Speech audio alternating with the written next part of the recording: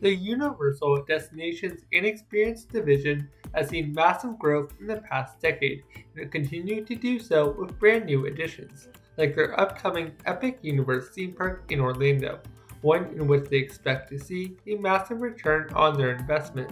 But what if this isn't the case? What if Epic Universe is actually an epic failure? When it comes to failures, one major aspect of this is the cancellation of such projects before they are finished. In this case, Universal actually has had such experiences, with the most noticeable being Universal Dubai. Announced in 2007, this resort was set to be built in collaboration with a Dubai subsidiary and is set to be built alongside other theme park projects as part of a theme park expansion to Dubai's economic lineup.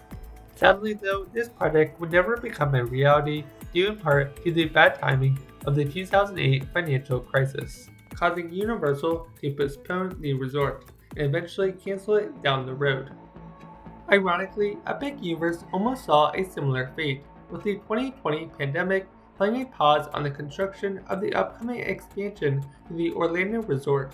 Thankfully though, this did not happen, and Universal eventually did continue construction on the upcoming resort after a short delay, and this time has now passed the point of no return on construction where it would not make sense for Universal to cancel the project. A likely factor in making this decision was the financial state of the company at this time, and how they thought the future would play out. Unfortunately for the company, this was not always the case, as they previously had to make some tough decisions as a result of financial troubles and being low on cash, one of which was selling off their stake in Universal Port Edmundstora. Fortunately for guests today, Universal is no longer in that state, and they continue to invest more and more in their parks each year and continue to see a growing return on these investments. As a result of this, guests can rest assured that there won't be any lack of capital to invest into Epic Universe, and as a result, it is unlikely to fail due to this case.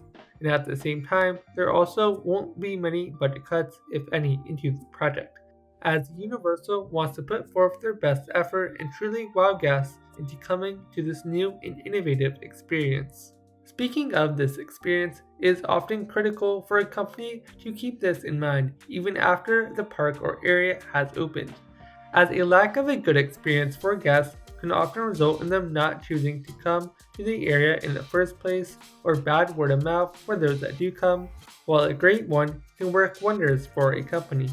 Thankfully though, for Universal, this does not seem to be an issue, as they have continued to improve and increase the experience that guests have in their parks and resorts worldwide.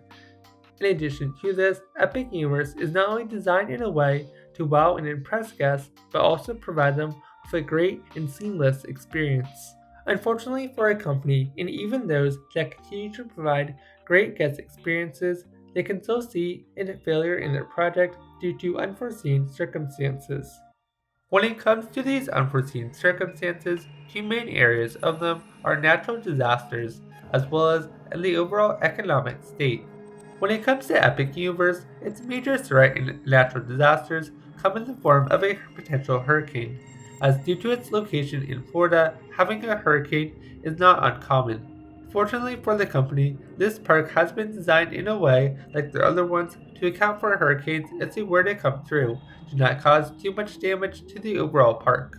In addition to this, if something were to happen to the park, Universal does have the capital and resources to invest and fix the park as a result. Likewise, these resources can also help the company push through any economic downturns that could come its way, as they have previously done so through the 2008 financial crisis. Before continuing to the next segment of the video, please consider hitting the like and or subscribe button, as it is a great way to help out this channel and share it to more people. Regardless of the economic state, there is a major aspect that affects the company's performance of a new product or offering. This is the marketing of such product, as a good marketing is a great way to share the word and hype for a product, while having no marketing at all can result in even a great product going unnoticed. Like rides in a theme park, these marketing strategies can come in a variety of different products. However, what is crucial to consider throughout all of this, including the product itself, is the target audience that you are trying to reach. When it comes to your target audience, it is important to consider several different factors, like their age, income, and interest, as certain products or offerings may be better done in a way to maximize your return on investment. Thankfully for Universal, they look to have this underneath their control, as one of the ways that they originally grew in the theme park industry was focusing on older teens, young adults, and thrill seekers alike. When it comes to Epic Universe, they look to continue this trend of focusing on a target audience.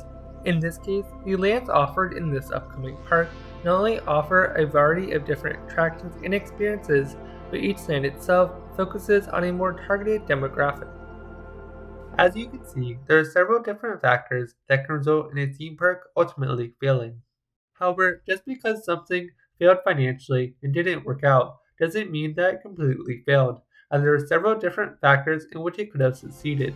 In Epic Universe's case, it will most likely be the immersive lands and innovative experience that it tried to offer to guests when it will open in 2025, as well as the fun and memories that it will make along the way. If you liked this video, please consider subscribing for some more amazing content like this. In the meantime, you can check out some of these existing videos, as well as some more content in written form over on Twitter at @AParkMind.